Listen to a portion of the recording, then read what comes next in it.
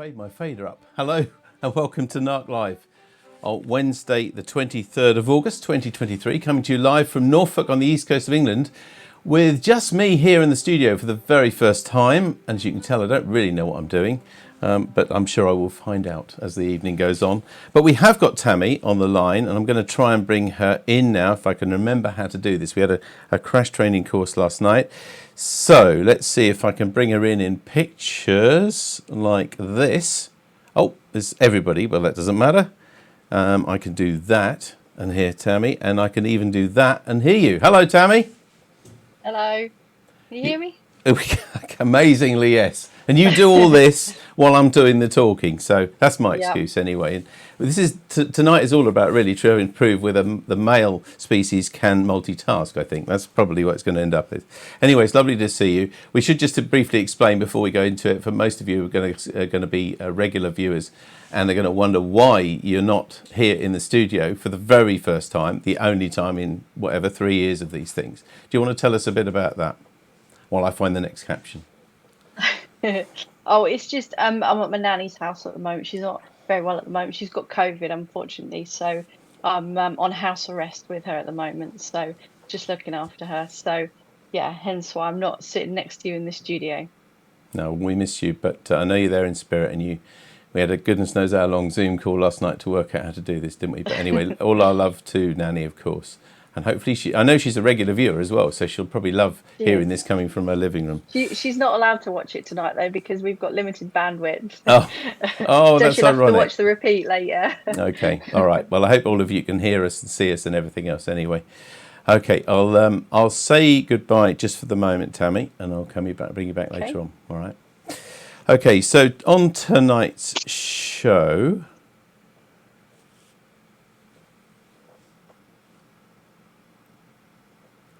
we have Jim G3YLA and Steve G0KYA with a kind of radio question time. It's very informal. It's really been put together very rushed because Bob Heil, who should have been with us, unfortunately hasn't been, is unwell. So just less than 2 days ago, I asked for some help and Steve and Jim came forward. So I hope that you'll prepare some questions, maybe particularly on propagation, because it's both their specialities really, but also of course on their other expertise on antennas and things like that. But that'll be later on. That's our main event tonight. As well as that, we'll be finding out how the weekend went when Norfolk Amateur Radio Club ran GB0HL from Haysborough, and looking at some of the pictures and things that you've sent to us. And of course, we'll be finding out what on earth is this. But first I have to start with some sad news, and that is that Tony Grosvenor, 2E0BDB, has sadly passed away. Tony had been ill for some time, and he certainly hasn't been to the club for a little while, probably not since before COVID, I think. He often came on his motorbike. Always a jovial fella, really nice chap. He enjoyed computing as well as radio. I actually worked with him, in fact, in a completely different club about 10 years ago. He was webmaster at the Broadland and Coastal Cruising Club, so I got to know him quite well there as well.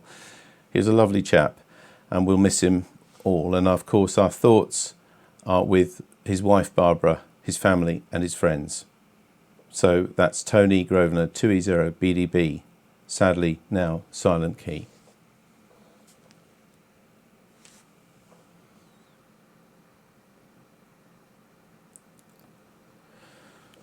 Now, I've got some details and some pictures, hopefully, of some of the things that happened at the weekend, particularly for not just this club, but lots of clubs up and down the land, and in fact up and down the world, were operating for International Lighthouse and Lightship Weekend. And this is the report that Malcolm G3PDH has put together, because he set up and activated Haysborough Lighthouse. Norfolk Amateur Radio Club members enjoyed a pleasant weekend activating Haysborough Lighthouse over this last weekend, the 19th and 20th of August, during International Lighthouse and Lightship Weekend. This iconic lighthouse is the only independently owned lightship house in the UK owned under a local charity. Using the Club IC7300 along with an end-fed EFHW 8 AT antenna sloping from the top of the lighthouse. Contact was made with 175 stations, of which 11 were with other activated lighthouses and lightships in Europe.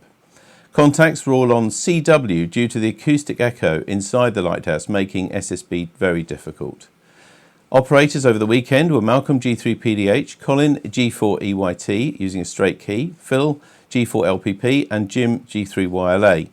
Assistance with setting up and dismantling the station was provided by Stuart M0JKB, Colin G4EYT and myself, David G7RP. A few NARC members also dropped in over the weekend as visitors. Fortunately, the weather remained sunny and fine all weekend, albeit breezy, while setting up on Saturday. The public were in attendance on the Sunday and being given guided tours of the lighthouse by the Lighthouse Association, as they often do there at Haysborough. As usual, interested discussion about our radio activities took place as the public waited to begin their lighthouse tour. Now, we've got several pictures for you now, so if I could press the right buttons, you never know, you'll be able to see some of them, I hope. So let's have a look firstly at this. This is a picture that Malcolm took of the lighthouse. I know it's probably a similar picture because we do this event a lot, but this was very nice to see that bright, beautiful picture. I mean, it's a picturesque picture, isn't it? Almost a perfect picture with the clouds and everything else.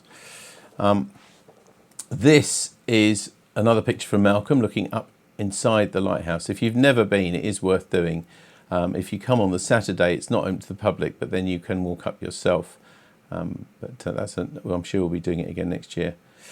A little bit of self-indulgence now. This is a picture that I took of young Finn, who I'm looking after while his dad, Kevin, M0UGD, who got married weekend before last, is away on honeymoon. So I took Finn along there to have a look at it, and there's a cheeky grin there. That's as much as you get from it as a grin from him. This picture is from David M7BLX. Now, I'm just not sure. This might be a video. Yeah, thought so. Let's see if we can bring up a bit of audio as well.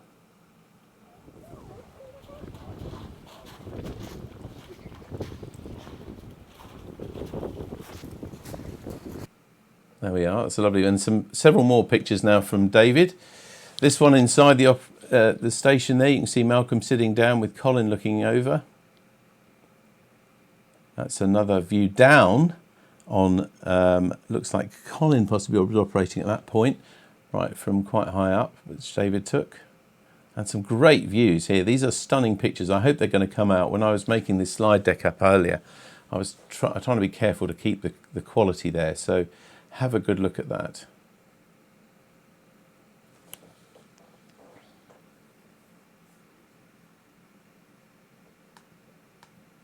And another picture, and that's another stunning view. I mean, the clarity of that here. I hope this is coming out to you as well at home. And another one. But you can never get tired of these views. So thank you to David for those pictures. Now, although it's not Haysborough Lighthouse, Stuart M0JKB, who came and helped set up on the Saturday, also thought he'd have a look at this lighthouse here. As you can see, this is not the same one, and this is in Southwold, and it seems to be there doesn't seem to be a way that you can take a clear picture of the actual lighthouse unless presumably you're at sea. So this is well built into the houses, and as Stuart sent us all these different pictures, but I don't think he managed to get right sort of next to it, as it were. Probably the closest is this one, which he gets to us there, and there's another picture here. So thank you to all of you for sending those pictures in. Now, that's just one of the activities we've been having this summer, and we've got even more coming up. Some of them you'll know about, and some of them, hopefully this is, I think, the first time that we've talked about them. So this is now our revised plan of activities for this summer. As you can see, and as you know already, I hope, we've got a VHF trophy contest with a station running from Trimmingham on the 2nd and 3rd of September. And that's VHF, mixed modes, so most modes will be used for that. And Phil G4LPP is running that. A lot of work has gone in for months, literally, in getting that. They're really keen to make a really good impression on that contest. So, and even if you're not into contests, I say it's a great way to go and see how you can operate radio from a field, and to see the equipment and things that they've used. They've made special equipment up to monitor and things. So it's of interest really to anybody, I think, in radio. We'll give you details of the exact site a bit nearer the time. That's in Trimmingham. And then underneath that, you can see that we've got the SSB Field Day HF contest on the 2nd and 3rd of September. This is coming from Great Ellingham, very near me where I'm sitting now. It's an HF contest. It's SSB, of course, so it's voice only. And again, Andy and Chris, who are leading that station, would love to hear from you if you'd like to help. I would like to operate or help set up, pack up, or whatever. So they're the two main dates, and they'll probably be setting up the day or so before those 2 dates there. So the email address is on there, and of course all of this is on the website, as it has been for some time. Now, the last time we met, and the last couple of times we've met here on NARC Live, I have asked for anybody who's interested in having another Radio by the Seaside to let me know. And indeed, several of you have. Enough of you, I think. We've probably got about 8 or 9 people who said, yeah, I'd like to come and do another one. So I've put this date in the calendar. It's very difficult to do this because we want to still get good weather. So I think we wanted to do it in September. And after the schools have packed up, so we've got a little bit more space there. They'll hopefully give us an area again. And I've set the Sunday the 10th of September. It's a reasonably clear date. It is the weekend after the SSB Field Day, so I know it's another weekend of radio, but I say it's to try and make the best of the weather. And also a couple of people who wanted to go said they couldn't do the 17th, so that was one of the reasons. Now, the other thing that I asked her was their interest in, it was another fox hunt, a direction finding competition, the Sunday Fun Fox Hunt, as we call it. And we haven't set a date for that yet, but there were 6 teams, which is definitely enough to run a competition. And maybe that will be, as I said, on a Sunday, hopefully ending up maybe at a local pub or something for a meal.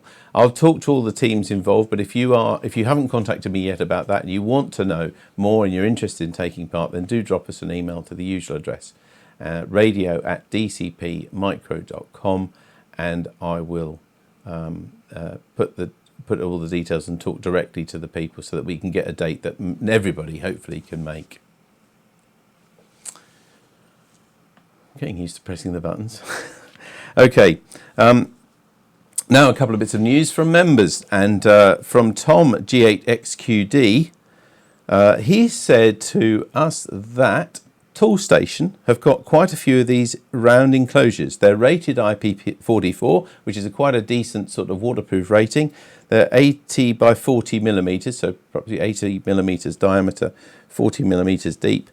And they're on a clearance sale at £1.32, which is very cheap for something like that. He thought that might be of interest to enthusiastic builders for holding Unnan and Ballon experiments and that sort of thing. So make your way to the nearest tool station if you're interested in that. That's a clearance item, £1.32. It's called Enclosure Round IP44, 80 by 40 millimetres. Thanks very much for sending us details of that. And finally, which we love to see, especially this time of year, there's some holiday stamps. We do say you don't have to be just radio-related items that you talk to us about. And Martin, G7UGB, has just come back from Zimbabwe from a holiday and thought we might like to see some of the pictures. And some of these, they just look unbelievable pictures to have taken on holiday. So let me share them with you now.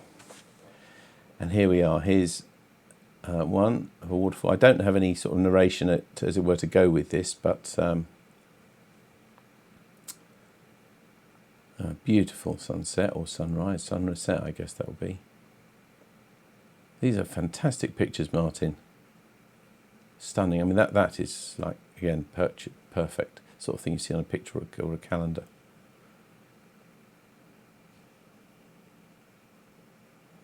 Not your average holiday, I would suggest, if these are taken directly outside them.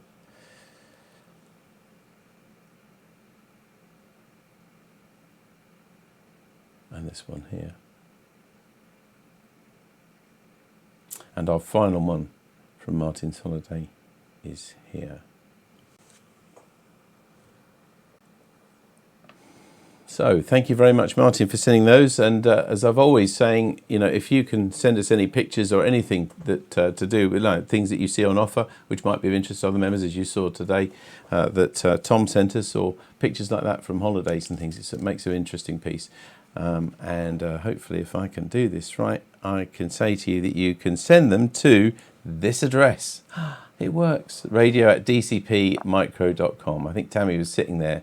I could just see her actually on a corner of a monitor, or one of the 5 computers that we've got around here, doing this, just looking at me and saying, I wish you were going to show that picture, you're going to show that slide, is that right? Yeah. You can hear you as well, Tammy, so you can. Oh, can you? Yeah. What score do I get at the moment? Out of how many? How many you want? 5? Out of 10?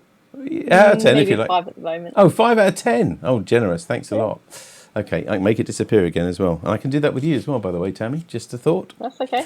Hold that thought. All right, anyway, this next bit of the beginning is yours. It's where I find, hopefully, the picture that you told me to download earlier. And I'll let you talk about it, because this is Tammy's little people. Have you ever wondered why the McDonald's chips are always different heights? Oh, you were talking to me, sorry. Yeah. I've got to press buttons and talk at the same time. Right, sorry. You know what? Yes, I have wondered why McDonald's chips are different heights. It's because they can double as a pipe organ. Pipe organ. I see. Yeah, now I get it. I did. I know I downloaded and made all these graphics earlier, but I didn't actually look closely at it. So that's brilliant. No. Miniature-calendar.com. For the very first time, I actually went to their website to see this. I'd never actually seen where Tammy's got them from, and there is a one for every single day, like a calendar, and you can look back on them. So this is from 2018, I think, wasn't it, Tammy? So anyway, marvellous. Yeah, it was, yeah. Thank you very much, Tammy, for the little people. And as I've said before, please keep in touch. Let us know what you've been doing. It does help to make these NARC lives and keeps us all connected as well, especially if you don't make the club meetings. We'd love to hear from you. Now, back to the competition that we set a couple of weeks ago when we asked you... Oh, we've got sound effects as well. You don't get paid extra for that, by the way. In fact, you don't get paid anything. Okay. No, fair enough. So we asked you, what on earth is this? And should we be honest at this point, Tammy, or not? I don't know if has anybody asked, by the way. Has anybody answered what it was? No. Yeah, there is some right answers in there. On the email or not? On BATC or... No, not on Facebook. Okay, so we've got some answers on here. And the first one, though, it'd be fair to say is what we thought it was as well. Am I reading these? Or are you can do. You could take over. Give me a time to breathe today, and have a drink. No, we haven't. Go ahead. Okay, so Steve, G3YLA, he says he thinks it's an earwax removal tool. Oh, nice. I must admit that is what I thought it might be. I wasn't going to tell them that. Mike G8EEY says, I think this item is a small portable plastic screw fruit or vegetable spiralizing rotator cutter knife. Richard G0VCW, I think that the item is a spiral cutter, usually for cutting things like cucumber into a decorative spiral for garnish. Stuart M0JKB is an earwax removal tool. See, we weren't the only ones to think that. No, amazing. I think it's because of the telltale sign at the end of the picture. all will be revealed. Colin M0GMK. This week's object is a spiral vegetable cutter for cutting vegetables such as potatoes, carrots and cucumbers into spirals. Paul G3VPT. It's a device for unblocking tubes where the rubbish is screwed out. Could it be medical? Is it any good for constipation, I wonder? Oh my goodness, I should have read these things before I typed them out. Oh dear. Hang on, I lost my place now. Martin G7UGB. I think the mystery item is a kitchen thingy that cuts a cucumber or similar into long curly thingy, makes it good for presentations on the salad. And Tom G8XQD, I think it's a spiral cutter for cucumber and similar soft veg and fruit spiralizer. And the that is answer, it. Tammy, and I've even worked out how to do a picture-in-picture look. Oh, you done a picture, so you got me laughing my head off. Yes, We don't normally exactly. do that. I know we don't, but you're normally here. Anyway, the answer, what is this Are object? you ready with the cue? And the answer is, it is a vegetable cutter, and it's got pink on the end or orange on the end because it was a carrot cutter, Not the other stuff. All the not other medical earwax. stuff and all that. No, none of that stuff. All right, thank you very much to Roger G3YLA. First time I think he sent a picture in for that. Really good, because it obviously had some... And I mean, the earwax thing, as we said, we thought, yeah, we could really understand that. Although I'd absolutely... Personally, I'd hate to put that in my ear. And I think you would as well, Tammy, wouldn't you? But anyway, thank you very much, Roger, for sending that. We are running quite low, and I do mention this, and we're kind of almost going week to week now, but we did have something sent to us for the next one, which I'll show you now. But if you've got such an object like this that you think, oh, they'll never guess what this is, then throw down the gauntlet, email us, and we'll include it. Anyway, let's have a look at what the competition is for this week. We will be back in 2 weeks' time, and we'll ask you, what on earth is this? Have you any idea? Isn't it? You haven't seen this before, have you, Tammy, either? So, No, I haven't seen so we haven't that. been to... So am I allowed to send an answer in this You week can send an answer if you like, yeah. I have no idea what it is. Okay, so some of you might know what this is. I'm not going to say any more at all because I get told off anyway. I can't be slapped this week. Answers to radio@dcpmicro.com by 2 weeks today at 3 o'clock in the afternoon, absolute latest. But if you think you know what that is now, you've got one, maybe used one in your life or whatever, then please drop us a line now with what it is, and we'll look forward to hearing from you. Thank you very much. And I think probably, Tammy, that's probably it from you, isn't it, tonight? Let me just press the right button here. Yeah. So thank you very much. Because of the way the technology works, we're going to ask you to just be a viewer now from now on. But thank you very much for joining us for all these things tonight. It's lovely to see you. And again, lots of love to Nanny, and I'll come and see you both tomorrow. Okay. All right. Lovely to see you. Bye. Okay. Bye, everybody.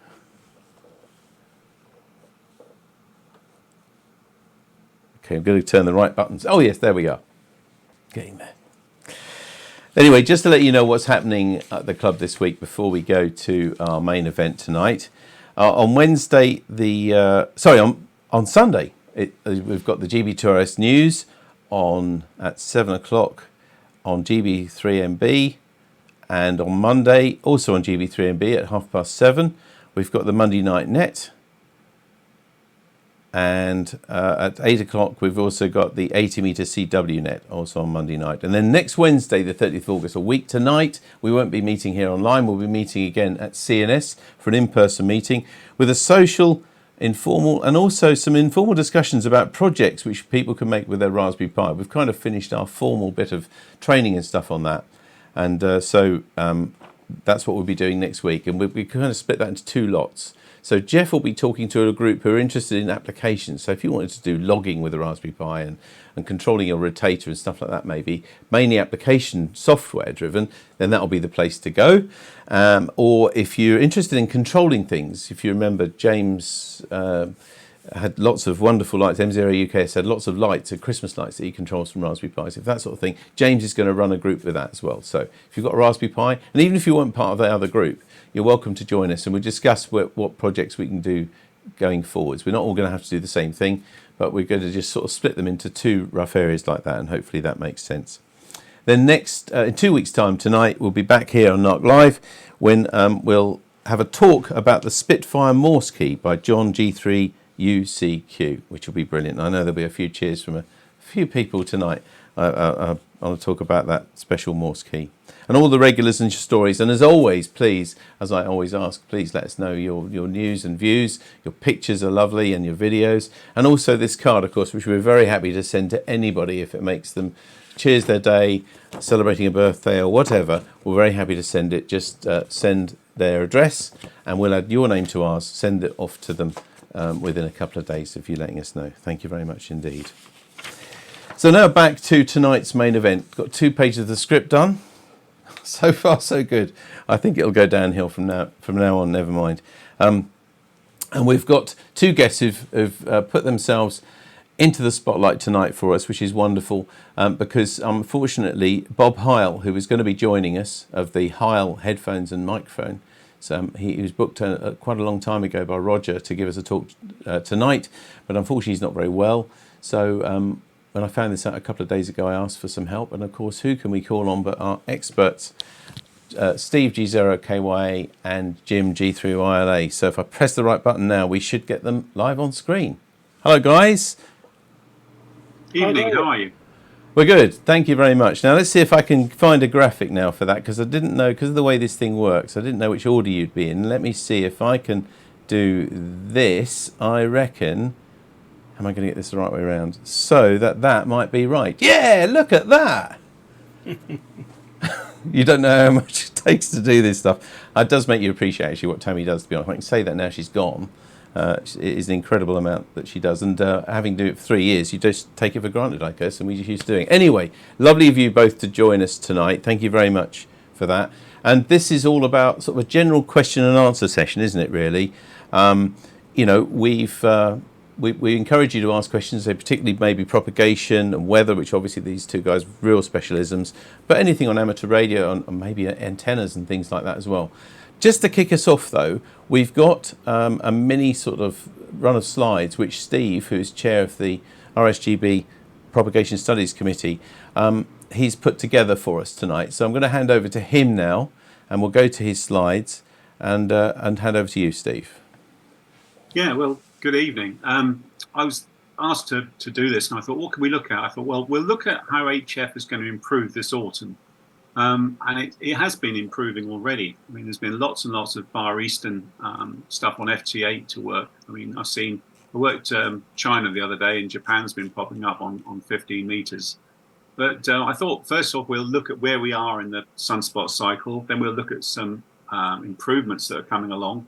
Then we're going to look at the next 3 months to see how things really do improve, just to prove that, or to show that, you know, HF is going to get better. But if we start, first of all, with looking at this is cycle 25, the progression of it, if you like. And this was the latest one I could find, which is updated to July 2023. Obviously, we're not through the end of August yet, so they can't add those figures to you know, to the graph. But as you can see, the predicted peak is about 2025. But could be a little bit later in 2025, or could be a little bit earlier. The interesting thing is to see that we've had this first peak, if you like, and I think the current solar flux index for August is a bit lower than 177.5, but you know, it is rising, and it's above predictions at the moment. But if we have a look at this is solar cycle 24. Now, you'll see that there's actually two peaks there. If you look at the blue trace, you can see two peaks. This is very, very characteristic of a solar maximum, and it's because we get peaks in different parts of the sun, in the two different hemispheres. You know, the northern hemisphere of the sun can peak after the southern hemisphere. I can't remember which one this was. But so you typically do get two peaks. So the question is, you know, that peak we saw earlier on solar cycle 25, is that the first peak? And we don't know really. We can only tell once we actually get through 2025, 2026. But it could be that we've had the first peak of solar cycle 25 already, and there's another one to come. But don't get too down, because you know, we've still got quite a way to go, so it's not a big problem. But some better news. Often on GB2RS I speak about coronal holes. It's every week I mention coronal holes, but what are coronal holes? Well, these are areas on the sun that have open magnetic field lines. They're lower energy areas on the sun, which is why they appear dark when you view them in X-ray. But you'll see there, this was taken today. There's two tiny coronal holes on the sun, but nothing massive. And we have been having some really large coronal holes, which have caused a lot of grief. Because they have open magnetic field lines, they let a lot of the plasma to escape. And effectively, it's just like a CME hitting the Earth. So the K index goes up, and you know, propagation goes down, if you like. But it does appear now that the coronal holes, or the massive coronal holes we have been getting recently, are diminishing, which I think is really, really good news. So that's the first bit of good news today. Well, what's the K index been doing this last week or so? Well, as you can see, we've had a K index of 2, 1, 3, that kind of figure. So nothing above 3 since August the 21st. And I think this is what's helping with propagation. I think propagation has been very, very good. And part of the reason is that we've had a low KP index. As those who don't know, the KP index generally goes up when we get solar plasma hitting the Earth, either from a coronal mass ejection or out of a coronal hole. So this is a sign that we haven't had any CMEs and we haven't got any coronal holes. So this KP index is being kept nice and low. Not very good if you like to be under RORAs, but if you like to work DX, this is probably the best conditions you can have. So I mean, looking around, I'm talking about this in this week's GB2RS because somebody emailed me to say he's been picking up New Zealand and Australian beacons in the morning, and why was it? And I think this is one of the reasons. I think the other reason is that we're heading out of summer. Boo, I hate saying that, but it's true. We're heading out of summer now. And as we head into autumn, conditions will get better. In fact, how better will they get? Well, let's have a look. Oh, that's good. We'll go back. There we go. So this is, no, this is brilliant. Back one more. Oh, dear. What do they say about never...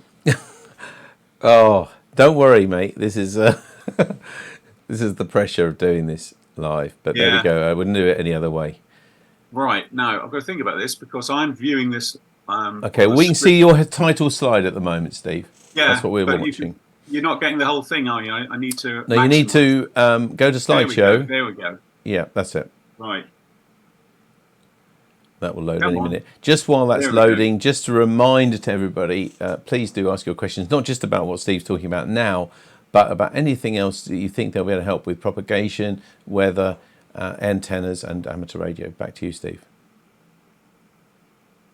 Right, there we go. That's what I was trying to get. I don't know why it went to the end, but there we are. So this is a program called Proppy, which is based on the ITU-RHF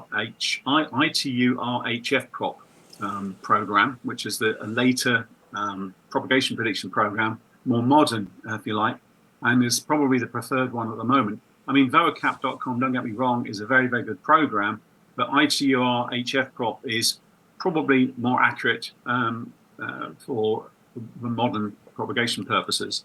So I did some calculations on UK to New York, and this is for August. So as you can see on the left, that we're pointing at New York, and on the right there, we've got this graph. And if you look at where there's an orange wavy line going through there, and that shows you probably the optimum band that you can work on. So you can see at the moment in August, 21 megahertz is probably the best band from around about midday to 8 o'clock, if you like, or 18 megs. So either 17 meters or 15 meters has been best in August. Not an awful lot happening up at 10 meters. But let's see how it improves when we go to September. So this is August, and this is September. So now you can see that instantly that it looks like the MUF has gone up.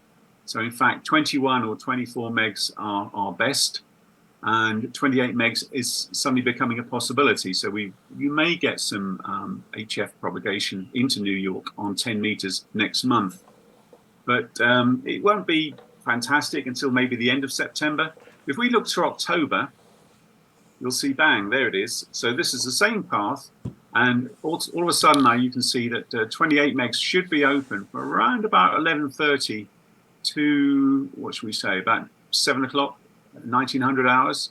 So we should be getting some really, really good propagation in the autumn, which is what we're looking at. And it should be far, far better than it is in August. So if I compare the two, if we put this together, there we go. So this is looking at August on the left and October on the right. So you can see that the MUF is going to be much, much higher on some of these DX paths. and 10 meters should really be coming into its own. I mean, 10 over the summer, this is really Jim's side of things, but it's been very, very good for sporadic E, but for F2 layer propagation and DX has not been fantastic. But by October and November, we should be getting some really, really good propagation on 10 meters, and I think it'd be good to see that. So if you think that HF hasn't been too good for you, I think get on the bands and have a listen, because things have been improving a lot. I mean, I was just listening on 15 meters just before we came on air, and worked quite a few, I think worked Japan, China, and Ukraine, and hearing lots of stuff all from around the world all at the same time. So the Caribbean was open, South America was open, and some of the Far East was open, all on 15 meters FT8. So I think, you know, it's nice to say this, but yes, things are going to improve. So I'm going to finish it there. Get this thing to stop. So questions and discussions on HF, or we can open it up to other stuff as well. So I'm going to stop sharing now. Okay, Steve, thanks very much indeed. You've put those together as well, just for this, in the last couple of days or so. So anyway, I've got a couple of adjustments I need to make now. We thought this might happen. Let me just have a look, and we'll see if we get back, and then we can go and see both of you, I hope. Yeah, there we are. So thanks again for joining us. We haven't got any questions, actually, I don't think, yet. But I hope you're going to ask them very, very soon. So this is to everybody at home now. This is called a radio question time. And these two gentlemen have been very kind enough to put themselves forward tonight to answer your questions on propagation, weather, radio related, or whatever. And we appreciate you haven't had much notice of doing this, but please do ask some questions now, or just comment about any of those things, or amateur radio even. Or you can even ask me something if you want, although I probably won't know the answer, certainly not as much as these two gentlemen. So please ask them now in the usual places on BATC or on Facebook. As you probably know, Jim and Steve, I did send you a question which actually we were sent in advance. And this is from Ralph, 2M0RHT. And he's sent a question, so we might as well start with that, I think. So firstly, he says, with the jet stream being to the south of the UK for much of the summer, does this movement of the jet stream have any effect on any of our radio bands from 70 centimetres to 120 metres? And as a part two of that, do we benefit in any way from the jet stream's activity as far as propagation is concerned in the UK, or is it a hindrance? Who'd like to take that first? I think Jim will. Okay. Well, yeah, it's sort of if in doubt, blame the weather type question. And nice to hear from Ralph. And I think the answer with that one is it does. It affects just about everything, I imagine, if you delve deeply enough. And the reason I say that is, although weather seems to be unconnected to how radio works, if you look at some of the propagation modes that we're familiar with, like tropo, there's clearly a weather link there. So the jet stream pattern does affect where the highs form, so that affects tropo. The jet stream pattern also affects sporadic E, so that's another propagation mode on the higher frequency bands.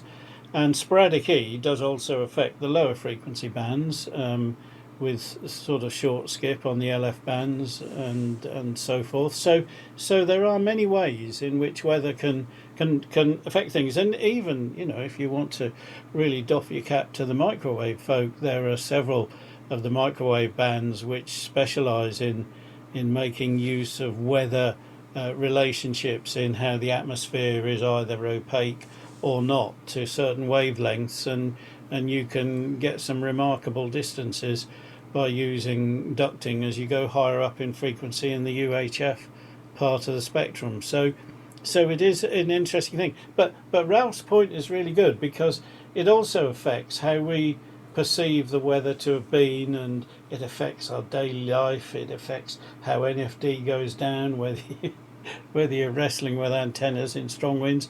The whole thing is connected. So on that point, actually, I will just show you some slides I put together earlier this evening, because I was tipped off about the jet stream question. let me share this screen if you're ready to receive. I am. Share- Yeah, Steve. I think sharing Jim. I data. think so. Yeah. Let me know, why is that not giving me the option? Have I shared it? I don't think I have yet. You haven't shared it with us yet. No. No? Okay, let me find the sharey bit. There we go. Share screen. And I'm going to share that one. And I'm going to do that. And you should see this little thing parked off to one side, which I can now go large on. There we go. Are you seeing a map? Yeah, we can see that fine. Jim, thanks. Can you, as a matter of interest, pick out my red cursor? Well, can you, if you click play at the top of your picture there, because you're using Keynote, I reckon. That's it. And now we can see it much clearer. That's lovely. Thank you. There's a red cursor here. So Britain is here. And these lines represent the wind at, well, it says 300 hectopascals down at the bottom here. And 300 hectopascals is 300 millibars, and it's around about 30,000 feet. So it's up there where the cirrus clouds are, the wispy mare's tails and so on. and the stronger flow is where these lines are close together. So they're not isobars at that height, but they are lines that do the same job. The closer they are together, the stronger the wind. So this picks up the jet stream flow. And two or three things, if you're not used to looking at these, and many of you probably won't be, is that it's a very contorted pattern. The whole northern hemisphere consists of a series of troughs and ridges. So here's a ridge coming up across Denmark, and a trough over the UK, and then a flatter bit, and then a trough over here and well past Eastern Europe into Western Russia, and then another minor trough here, and a big trough over the Pacific, another one over the other side of the Pacific, and there's often a big trough over the northeastern corner of the States and so on. So you can see it's a contorted pattern. And the thing that a lot of people may not realise is that if something that obviously when you look at this sort of pattern of troughs, you'll appreciate you've got to fit a whole number of complete troughs in. You know, you can't have a trough and a half. You've got to have troughs. So think of it as a sine wave on the oscilloscope. And the more distorted this meandering is, the slower the pattern migrates around the northern hemisphere. So when you get these very elongated patterns like this, they move very slowly. They're effectively locked to that part of the landscape underneath it, and the air just blows through it, and you get these periods with stronger jet streams and not so strong ones. So as a matter of interest here, when the strongest flow, shown this little yellow ribbon here, I don't know if you can see, most of the stuff is green, but you occasionally get little blobs of yellow, which are the maximum speeds. And when the speed is highest, going out of the trough is sort of decaying and weakening a bit. And when it's at its highest, like this bit here, going into the trough, then the trough is digging down and extending. Just some explanation for why they change. They don't stay constant, but the amplitude moves up and down, and depending on the amplitude, the speed at which the whole pattern rotates around the northern hemisphere changes. So when it's very peaky, it moves very slowly. So you get locked in a pattern, like we've had this summer, as Ralph says. We've had a very prolonged spell of poor weather with the jet stream south of us, because we've been locked under a pattern that by and large has the jet stream either over us or to the south of us. And that's more of a winter position than a high summer position. The jet stream would normally be up here somewhere, towards Iceland and the Faroe Islands. So these things affect us. They affect us in terms of our weather, but they also affect us in terms of propagation, because where you've got a ridge here, you've also got high pressure at the surface. And where you've got a trough here, you've got low pressure systems at the surface. And if something moves over here, it will have a knock-on effect with some of these, and it may be noticeable downrange enough to affect us. So although people talk about the weather from the States moving across here after about a week or 10 days or whatever, it's usually a case of something over here gets a nudge, and that moves the pattern, and the bit over here comes a bit closer to us from the nearby Atlantic.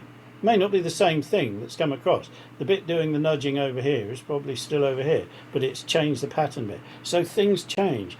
And it's why longer range forecasts are notoriously difficult for detail, because although you can tell roughly what sort of pattern we've got, the shallower the ripples, the quicker it moves. So in the winter you get these very shallow ripples and the pattern whizzes through, and you get one day with wet and windy weather, another day with fine, another day with wet and windy, because each little ripple travels very quickly. When it's this sort of pattern, it travels slowly. And what we do in our line of work is we count the number of major troughs. So you might say there's one there, there's 2, 3, 4, 5, 6. So this is a wave number 6, say. And if you had big wave numbers, lots of smaller ripples, then you would have a fast moving pattern and very changeable weather. If you have a low wave number pattern, you tend to get these things changing very slowly, and you can effectively mess up a whole season.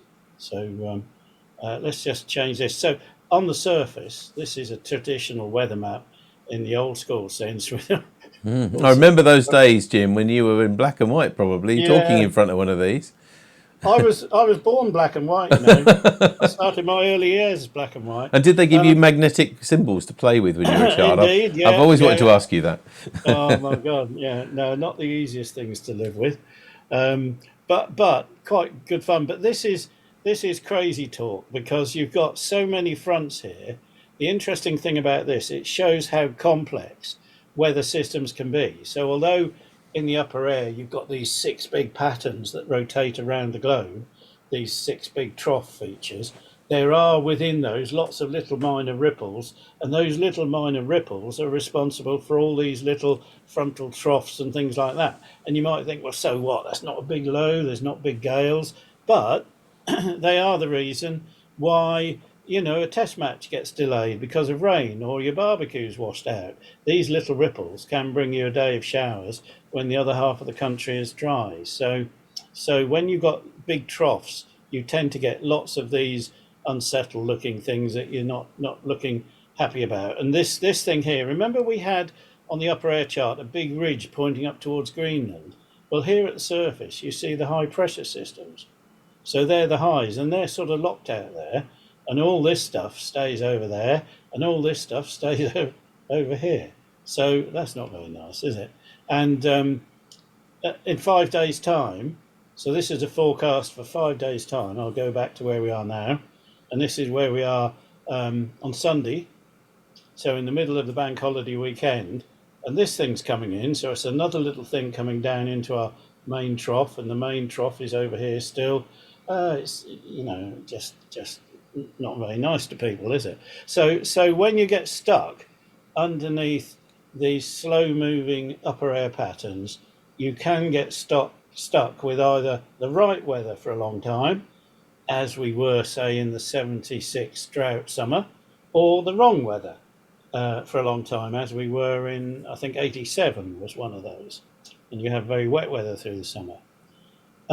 This is this evening's upper air chart, same sort of thing. These lines represent the jet stream, but something I've been looking at for how this jet stream pattern affects things is that on one side of the jet stream, usually the inner side of a trough, so rather than over here, you get these intensifications of what we call in the trade vorticity. And vorticity is the amount of spin in the atmosphere.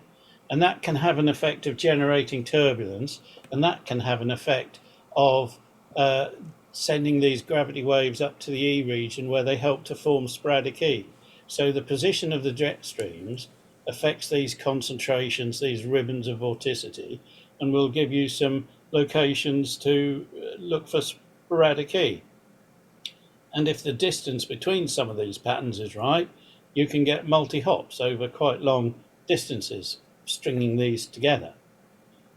So here's earlier on, just before we started, and all of these paths on 10 meters, you'll see from the FOF2 that Steve mentioned that that's not really high enough to do a 10-meter thing. So this is all multi-hop sporadic E going on here, and you can see there's 2, 3, in some cases 4 paths down to the southern states on 10 metres. And this is all being affected by exactly those jet stream positions that Ralph was asking about. On 10 metres, it's having an effect in terms of the sporadic E paths that you can string together as a multi-hop thing.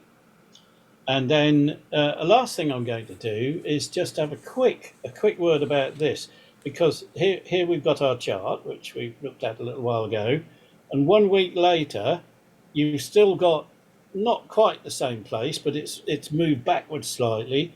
The upper trough over the eastern states. You've still got an upper trough over our part of Europe. So this is a week's time. Hasn't moved forward much, has it? So that's not so very good. So this is Wednesday of next week, and still a big trough looking quite sort of anchored in the middle of the Pacific. So some features can change a lot. Some just jiffle a little bit forwards one way, then go back the other way, as new things sharpen them on that side, and it digs it down there again. All in all, you get certain things that happen as a routine. And the jet stream is one of those things that happens, but it does control a lot of amateur radio. David, I'm just going to pinch one more short little piece, because I heard you mention the 144 megs trophy contest on 2 meters this 2 weeks' time. 2 weekends' time, yeah. No, it's a weekend's time, isn't it? First weekend. Oh, well, yes, complete weekend. Second and third, so it's not this weekend coming, but the one after. Yeah. And here's the chart for the Saturday the 2nd of September. Nice high. The high's moved in a bit, so that's a good sign. And lightish winds. The greyish colouring is cloud, but as you know, highs are potentially useful for tropo. And we've got what looks like a cold front strung through here. And then on the Sunday, the highs are a bit of a shrinking violet, because it's allowed what's left of that front to string down across the south of Scotland into northern England, getting a little bit close. Now, yesterday, when I looked at the same predictions for that Saturday and Sunday for the 2 metre trophy, the high was much stronger over us. So this is an object lesson in when you're this far ahead of an event, say 10 days or whatever, little things on the edge, things around the other side of the hemisphere can have a knock-on effect and can change it quite dramatically between now and then, which is why forecasts for 10 days ahead don't usually look at detail. We're looking at changes of type, whether we're stuck under a big ridge or under a big trough. This sort of detail you wouldn't expect to be able to fine-tune until you're a bit nearer to it. So there we are, just a few little things about weathery stuff. And I've got one more chart I could show you later on if we get a question about why the tomatoes haven't gone red yet. Oh, mine have, or ours have rather, or Tammy's has really. Envy. I've got tomato envy. Oh yeah, we've got about half of them. I'm watering while Tammy's away looking after Nanny. I'm doing all the watering, and I mustn't forget tonight either. It reminds me. And best wishes to Nanny, by the way, and do hope you feel better soon. Oh, bless you. She'll love that. Thank you. So I'm doing the watering duties, and I picked a few last night and put them in the fridge and had them today. Anyway, and we're not here to talk about that. Well, we could talk about anything if you like. Just Steve, over to you. Just have you got anything to add on the jet stream side of things?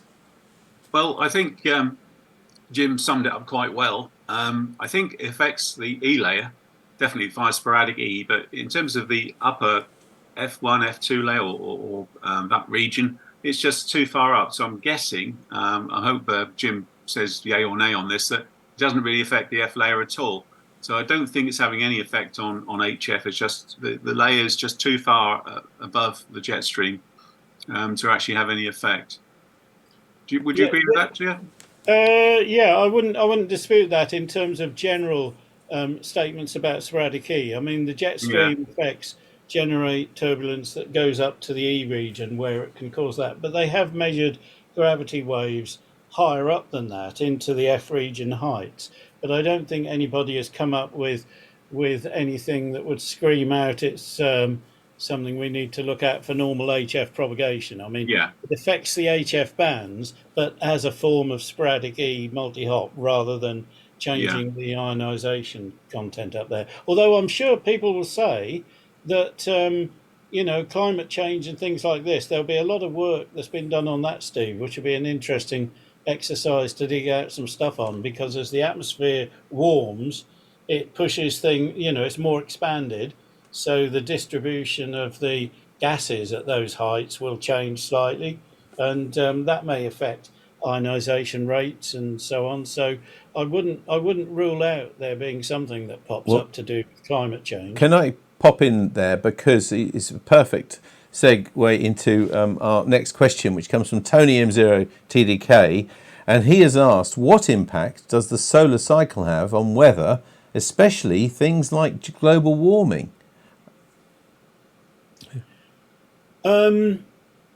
There's an awful lot of stuff out there that is not particularly well supported in our part of meteorology that I deal in. There is some research that's been done that relates the solar cycle to the ability of the Earth's magnetosphere and so on to shield us from cosmic particles. So those are partially instrumental in the ability of clouds to form. So there is a kind of link. It's not one I'm familiar with, so I can't answer it in full detail. But there is something to do with the cosmic ray variability being affected by the solar cycle, and cosmic rays are known to have some impact on cloud nucleation and forming of cloud droplets and so on. So I think there's sort of tenuous things there, Tony, but I couldn't answer the question in detail, I'm afraid. Okay, I mean, it's just slightly twisting as well. Of course, I've never heard anybody ask, what does climate change, and I think most people accept that climate change exists, and that we can see this with the weather changes this year. How does that affect propagation, maybe? How is it going to affect our hobby now and going in the future? Steve, have you got any thoughts on this? It's interesting. I mean, we know that in the summer in the Northern Hemisphere, ionization rates go down. And this is more to do with the fact that there are more diatomic molecules in the atmosphere at that point. And it's harder to ionize a diatomic molecule than a single ion. So in the summer, this is why MUF levels go down, and then suddenly we get to October and they go up again. And part of this is due to the constitution of the ionosphere. So in October, say there'll be more monatomic species up in the ionosphere, which are easier to ionize. That's definitely it. So what does global warming do for that? I don't know is the easy answer. When we talk about global warming, we're generally talking about the temperature at ground level, I'm guessing. What it's doing at 200 odd kilometers, 250 kilometers, I'm not so sure. So if somebody had some strong evidence that the upper ionosphere was getting warmer, well, it's damn warm anyway. I mean, it's 3,000 odd degrees, I think, or was getting warmer or cooler, then we'd have a much better idea of saying how it's going to affect HF propagation. I think we just have to stick with what we know. We know that the seasonal changes and what they bring. And we know that, for instance, the spring and autumn times are better than summer for F2 layer propagation. But beyond that, I think the trouble is you've got to have such a long period of time to get your data together. And, we talk about solar cycles in the middle of all this. So you could do some research and say, yes, well, I think propagation is better now than it was 6 years ago because of global warming, forgetting the fact that we're actually, at the high point of a solar cycle, not the low point of a solar cycle. So I think there's a lot to take in, and I think we'll leave that to the experts to research that one. I would point out as a partial answer to that as well, that there's an awful lot of research currently going on into how the atmosphere in the lower levels affects the ionosphere, the connection between the two. And there are now some very good coupled models out there that represent this interconnectivity, if you like, and it undoubtedly will affect how the ionosphere behaves. And there's a lot of work. I'll have to do some digging out, but there's a lot of current research. It's a fairly hot topic, and you would expect it to have an effect because the lower layers of the atmosphere are warming up, the upper layers are cooling. So that is also a sign of global warming, as it turns out.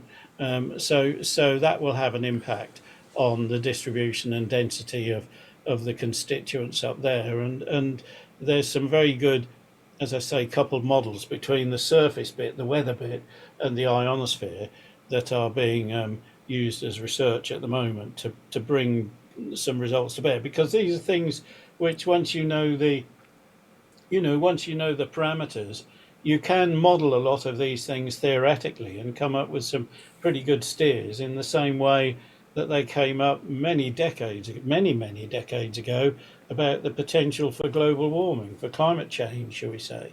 And that was done based on a theoretical understanding of how the atmosphere and its constituents work. And the same process is being applied to the to the troposphere and the ionosphere connectivity and the things that are going on there. So I'm sure we will get answers on that, and some of the answers are already, or some of the predictions are already, shall we say, out there in some peer-reviewed papers in that domain. I haven't got my hands on them personally, but there is a lot of work currently ongoing with it. Okay, that's really good. Thank you both very much for taking that, and I hope that helps, Tony. It's a good answer, I think. As I said, I've never heard anybody actually mention global warming in respect of amateur radio before, so I'm sure that was a good thing to cover. Anyway, I've now got another question. This is from Paul Gunther. With the advent of some countries supposedly spraying chemicals into the atmosphere, trying to change global warming or weather, do either of you think it will change propagation in the future? So very much a linked subject. You want to take that one? Well, I would say absolutely no way will you be able to make a big impact like that in single event type situations.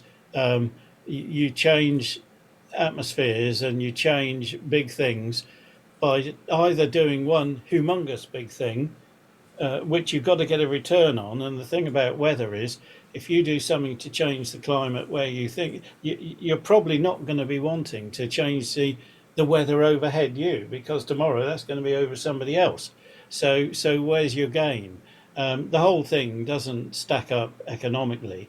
And also what you find is, because of what we know about how climate reacts to what we do as a society, it's many smaller things adding together, pollution from chimneys and car exhausts and all those things, that can make an impact. And those are the things that people would need to be doing work to curb and correct. I don't think I can see any country making a change like that and coming to a result that it feels is economically sensible or scientifically sensible. Yeah, I think, as you said, it's over a very small area. I know cloud seeding in the Middle East is big business now, and was used in the World Cup, I think, in Qatar to make it rain further downwind, if you like, or upwind, I suppose, of the football. So it didn't rain when it got to Qatar, but I think that the effects would be negligible overall. But there we go. Just one small thing. I was doing some work for a magazine recently on the climate of Mars, and Mars's atmosphere is still there, but it's just not where you want it to be. It's there's a cloud of water vapor and whatever all around Mars, but it's not actually on the planet itself. So the big question is, well, how the hell did it get blown away? And that set alarm bells ringing, because it was possibly a massive CME or something from the sun that blew the atmosphere of Mars away. And given that they're a fair few miles away, further away from the sun than we are, makes you wonder if something like that could happen to us. But yeah, exactly. Well, we won't dwell on that one. No, don't lose sleep. Don't have nightmares, as they used to say. Don't. But I mean, no, these are all things to consider, aren't they?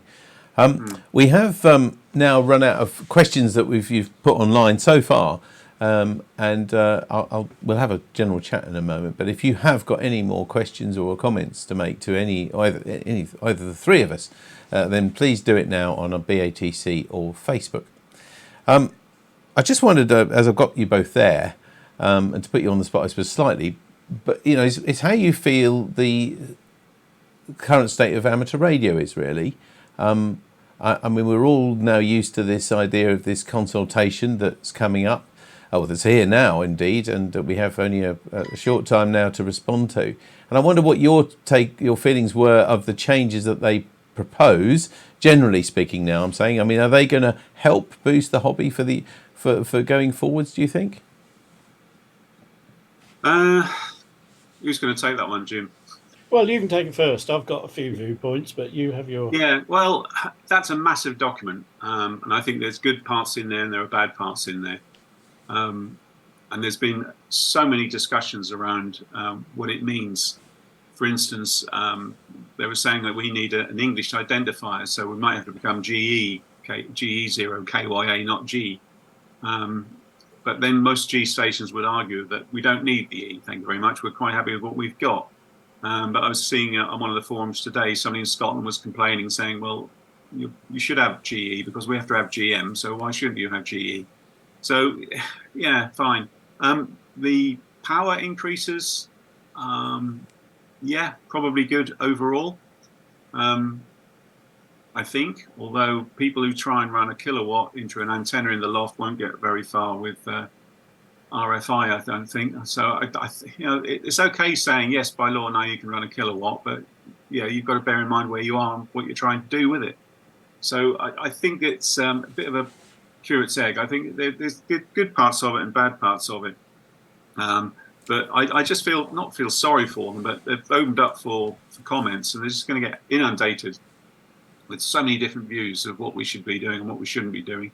That I'd hate to be someone in Ofcom to try and sift it all out. But, yeah, I mean, it is going to be difficult, but I mean, it is up to all of us if we care about our hobby and the future of it. Whichever we feel about those proposed changes, do respond. I know we've said this many times before. I think regarding the power, Steve, I think one of the reasons or one of the justifications I've heard of that is that now we have to live under ICNIRP, where we are responsible for assessing the power output from our antenna, and particularly the safety to others. Maybe that gives them a reason to allow the higher power, particularly at the for the full licensee, at the higher level. I believe that was one of the sort of justifications they had of it. That's okay as long as people obey by the ICNIRP rules. But if you do the calculations for 1 kilowatt with, say, a vertical antenna, you've got to keep a hell of a way from the base of it, not just you, your neighbour as well. So I don't actually know many people have actually adapted or changed what they're doing in terms of antennas to make sure they're compatible with ICNIRP. So as a way of justifying giving people a kilowatt, I don't know if that's a good way of doing it. No, but I suppose but I mean, in a way though, you've always been able to buy linear amplifiers in this country, and in theory, none of us could run under more than 400 watts, and yet some people clearly do something with these 1 and 2 kilowatt amplifiers. So it kind of, I suppose, although it legitimizes that higher power, it does do it with the caveat that you've got to live under the ICNIRP rules, surely. Yeah, but you could argue that you're meant to be living under the ICNIRP rules before we get an increase to a kilowatt. Yeah, it's very true. Yeah, very true. And I'm not completely sure that some people are. What do you feel, Steve? Jim, what are your feelings about just the general state of the hobby now? And as we're in this middle of this consultation, is that going to help the sort of health of the hobby going forwards? What are your feelings? Well, I think some of the things are clearly good things. The ability to get people who are not licensed to be able to have a go on the microphone at special events and get a little bit more involvement going, I think is all to the good. I think the hobby is in reasonable health at the moment. I'm quite impressed with a lot of the things that people do. And there is a high level of interest in it from the people who have, how should we say it, got the bug. And I think that's fine. I think there are probably 2 peaks in life when you get exposed to amateur radio, and you're at maximum vulnerability to succumbing to it. One is when you're young and interested, and before higher education kicks in, and girls and things like that, and then families come along, and then you have, as you move towards retirement, that sector of life. And I think there are these two peaks of newcomers to the hobby, and I think both areas do get quite a lot of support from the amateur communities in general, from clubs like ours and other clubs and so on. And I think the amateur population should be very welcoming, as welcoming as it can be, because none of us are moving towards the front page of the, well, we're moving very quickly towards the front page of the logbook. And I think, we've got to make sure there are enough people coming through. Secondary indicators, well, I suppose the argument would have been originally that it was G, and then to distinguish for the Scottish folk, you had GM and GW and so on. I don't necessarily think it's the same argument for saying it has to be GE, but it wouldn't be the end of the world, would it? I don't see that as a problem, but I don't think that's what's in the document.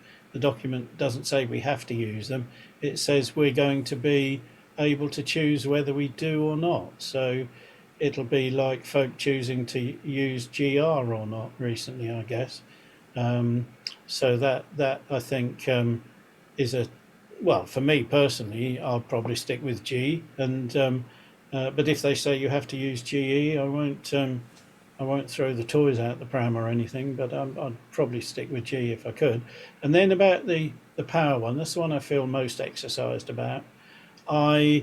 I'm not a big fan of high power generally, just to get over what is local noise problems. So in other words, and also on the bands, let's examine why we feel we need more power. We feel more power. We need more power because the bands are busy. There's a lot more people using more power. So when we've all got 1 kilowatt or 2 kilowatts, does that then mean the others are going to be using 10 or 12, and then we've got to have 15 kilowatts and so on? And the whole thing becomes a nonsense eventually. So I think it's the road to ruin to have unlimited power and to have more power just for the sake of competing with more power elsewhere. I can see why you want it.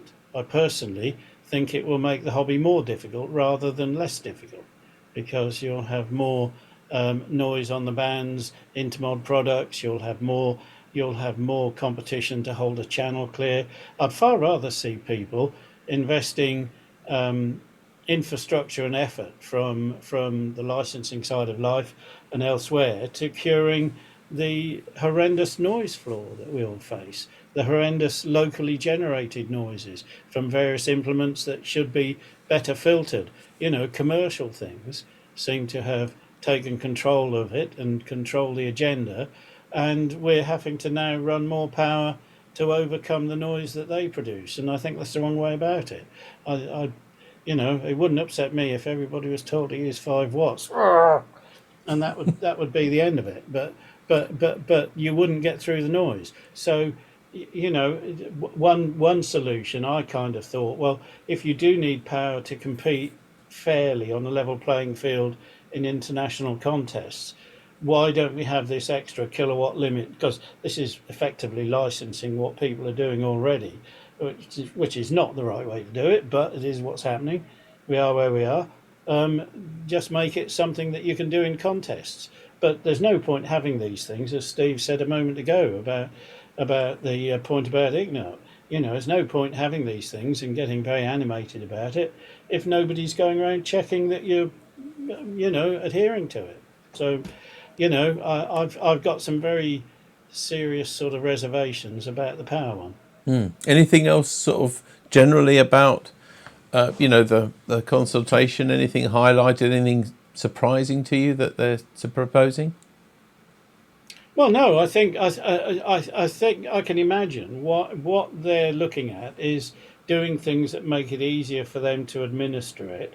So you get a rationale about the call signs, the structure of the call signs, but then it seems to me there's a clouding going on by having either this optional secondary prefix, So you get formatting of some parts of the licensing structure and not in others. And yeah, so anyway, I think overall the hobby's really good. I think it's in a good state. I think there are several interesting modes and areas, but I would like to see people calling CQ more often on the bands instead of saying the bands are not active.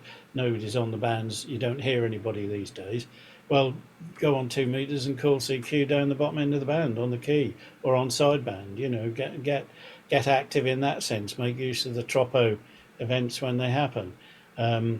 You can work them all on FT8, but that's not occupying the bandwidth and letting others know that we're keen to keep our bandwidth allocation and make full use of it.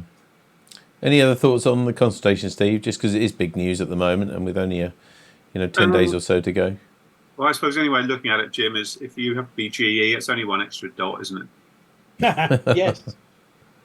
Yeah, as I say, I'm not particularly exercised. A call sign's a call sign. I do. Oh, actually, the other thing I was going to say was, the business of reissuing old call signs.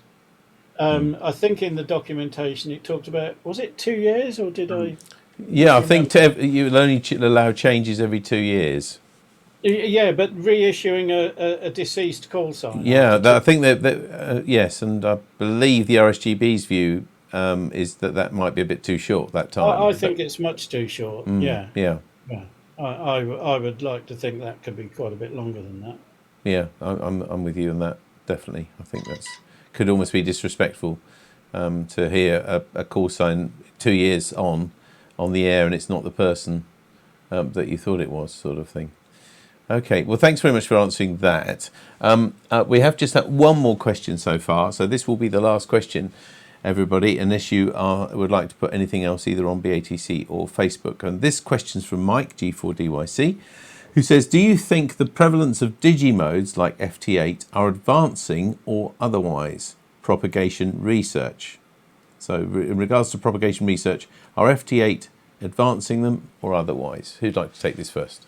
Well, anybody who's seen Radcom this month would have seen a big feature by Gwyn, G3YLA, who used, what was it, FST4W, to look at how the ionospheric layers were moving, whether they were moving up or down, looking at spread, spectral spread. Now, you wouldn't do that with CW, you wouldn't do it with SSB. So the digital modes, in which case, have been enabled that to happen. And that's the first time, I think, this is why it was in Radcom, because I said, look, this is brand new, this is clever stuff. So I think the digital modes, in terms of propagation, have been a godsend. I mean, Whisper was a godsend when it first came about. I mean, whether you love FT8 or hate it, it's an amazing mode for getting long distances. I think the only problem is that it's taken interest away from other modes. I think that's pretty obvious. You only have to scan around a band and you'll find a massive peak at FT8 frequencies and then very little else elsewhere. So I've got mixed feelings about it. I think you can't stop progress, obviously. And we had probably similar arguments when SSB came in and AM came in. But I remember a little bit earlier this year, I was involved with a program with Mike Richards, and I can't remember whether it was for NARC or for the RSGB. And he had a stunning statistic about how many, in terms of digital modes, the way that FT8 was, I can't remember the exact figure, but it was, I think, in the 90% of all the transmissions that were logged were FT8 mode, which was extraordinary. And all the older modes that we used to use, digital modes, that is, they'd taken a back seat, and it was a stunning statistic. I just can't remember exactly what it was. Yeah, I can't remember the exact statistic, but there is an awful lot of activity, and there's an awful lot of DX available only on FT8 now. And you're seeing countries that you probably know would work on SSB popping up on FT8. I just don't find it's very engaging. That's the only thing. You press a button, 2 seconds later you've got them, and you move on to the next one. But it doesn't give you the thrill, I think, that an SSB or CW contact would have. CW, as Jim will probably correct me on this, but seems to have become mainly for contests. Now, that's not saying that there isn't any CW anywhere else, and CW Ops doing an awfully brilliant job at raising awareness. But I think it's just a shame that it's pushed other modes out of the way. In terms of QRP CW, there doesn't seem to be as much around as there was, and a lot of complaints have been, I'm putting calls out on the QRP frequencies, and I'm not getting anyone coming back. And it's astonishing what you can do with 3 watts. I mean, when we were radio by the seaside the other week, I was running a tiny 3 watt radio into just a whip, and it was like shooting fish in a barrel. Mind you, there was the AIRU contest on, so it's dead easy to make contacts. And I was astonished just how people were coming back to me. But as soon as that contest ended, it was like really struggling to find anyone to work. So it's it's odd. It's in some respects, I think FT8 was possibly one of the worst things ever invented. But having said that, I think that people are using it and enjoy it and are making contacts they wouldn't otherwise make. So you can't stop progress. I think there will be other modes come up over the next few years that may be more personalized. So get a bit more information on the call sign and a signal strength report, and that would be good to see them happening. I keep meaning to have a look at Olivia. I haven't actually got around to it yet, but as a possible alternative. But yeah, you can't argue with how sensitive it is. You can argue with how engaging it is, and I think that's the trouble. Yeah. Jim, your thoughts on FT8 and propagation? Well, I don't actually use FT8 as an operating mode, but I do see its value as a propagation tool, and I think that's what Mike was asking. So I would say that during the high summer, well, let's focus on sporadic E, say, which is where I'm most intrigued by it. In the high season, there are so many contacts that the FT8 folk are just obliterating the whole band maps with signals. So the map plots of the red lines across the continent and everywhere else, it just obliterates everything. So it doesn't add great value to studying which paths are open and what might be behind them. But when you get a marginal day or the ends of the season, at either end, the beginning or the end of the sporadic E season, when the effectiveness of the processes that make sporadic E are much less, then I think these weak signal mode, well, I know it's not a weak signal mode, but these digital modes are potentially very effective at highlighting paths that are potentially active that you wouldn't otherwise know about if you listened to the CW end of the band or the sideband section. So it's clearly a useful tool, and a lot of these automated RBN networks and all these other systems do give you a good data set. Again, it's only dependent on who's there and who's not.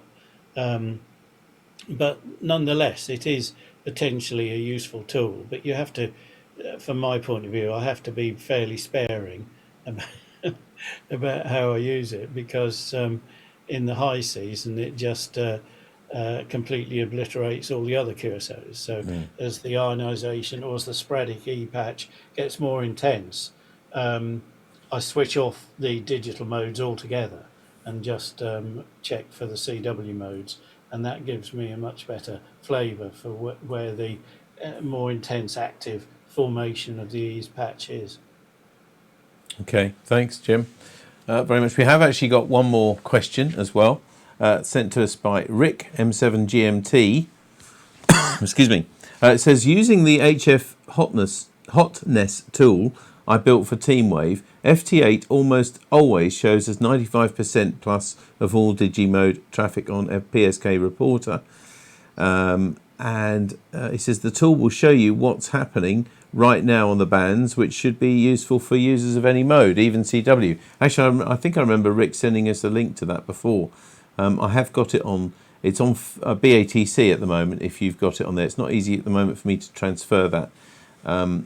to Facebook viewers, but there's a link there that Rick has put on. So I guess that's a comment really, more than a question. Just the tool that he developed for that, and he says that 95% of all Digimode traffic was FT8. Quite a staggering figure, wasn't it? Anyway, both of you, thank you very, very much indeed for coming on this evening and being such sports, because, as I said, we had no real preparation time at all. It was about just over 24 hours or so, and we're really grateful for you joining us. Thanks very much indeed, and we'll look forward to seeing you again very soon. Thank you. There we are, and let me just turn that fader down to make sure I do that right. I've been given all the instructions of what to do. Thanks very much, though, to Steve and to Jim for coming on this evening. So that's about it for NARC Live. Just to remind you again what's happening this week at the club. We've got the GB Tourist News on Sunday at 7 o'clock on GB3MB, on Monday at 7:30, the Monday Night Net on GB3MB, and at 8 o'clock the 80 metre CW Net. And then next Wednesday, a week tonight, the 30th of August, we're meeting at CNS with a social informal and formal discussions about projects that you can make with a Raspberry Pi. So please join us for that. We'll be back here in 2 weeks' time with NARC Live with a talk on Spitfire Morse Key by John G3YLA. So that is it. If you have just joined us, and wondering where Tammy is, she's looking after her nanny. She did join us earlier on, and this programme, as always, will be up. It'll take a few days, I think, for us to put the digital recording this up online, but it will be there for you to see if you missed all of the beginning as well. But we wish Tammy, and especially her nanny, well, and I'll see you both tomorrow. But meantime, that's it from all of us, from Tammy, where she is at Nanny's place. I'm sure she says 7-3, and it's 7-3 for me from David G7URP. Take care of yourselves, look after each other. We'll see you really soon. Bye-bye.